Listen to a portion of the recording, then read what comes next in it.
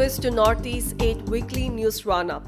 In response to escalating tensions and a perceived Indo-Pakistan war-like scenario in Punjab and Chandigarh, the Naga Students Union Punjab NSUP initiated a voluntary evacuation drive for Naga students and workers on May 9.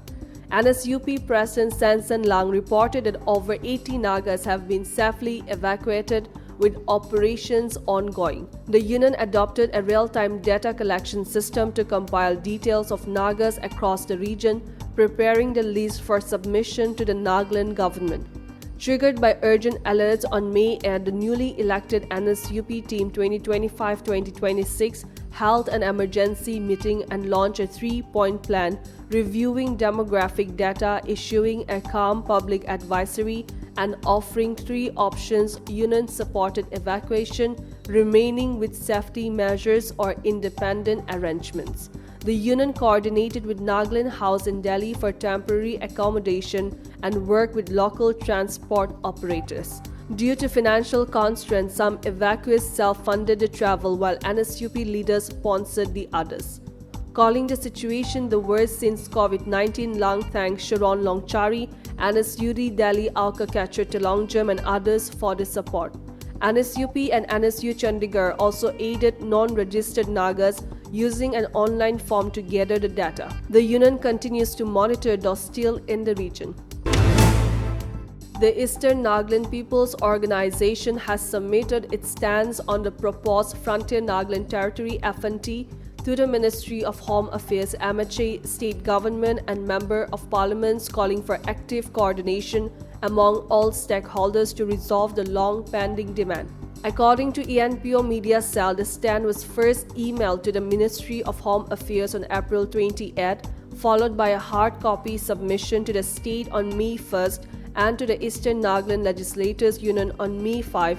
It was also sent to Lok Sabha Member of Parliament Supong Marin Jamir and Rajya Sabha Member of Parliament S. Pangnon Konyak's office on May 7th. ENPO urged the Ministry of Home Affairs, state government and all Naga tribes to see the FNT as a win-win and support it in prayer.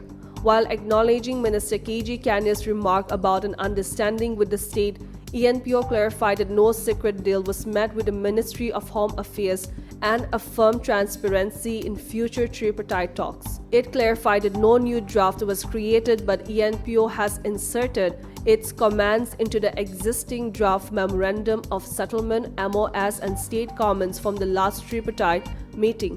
It emphasized the center's sincerity must be reflected in the FNT.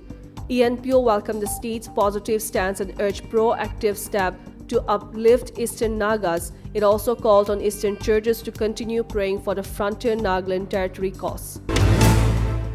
India launched Operation Sindoor early this Wednesday, targeting 9 sites in Pakistan and Pakistan-administered Kashmir in response to last month's Pahalgam terror attack that killed 26 people, including 25 Indians and 1 Nepali.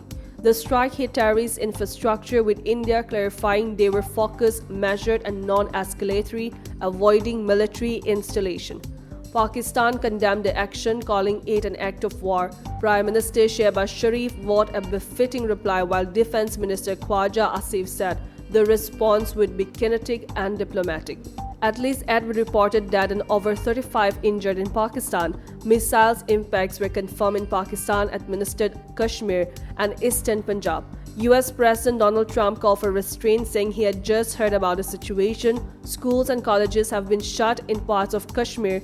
Jammu and Punjab and Kashmir University postponed exams. Authorities urge people to stay calm, remain indoors, and follow official advisories. In the latest development on this matter, India and Pakistan have also decided to halt all firing and military action on land and in the air from 5 p.m. last evening, Foreign Secretary Vikram Misri stated. However, sources clarified that no talks have been scheduled on any other issue or at any other location as part of the ceasefire decision.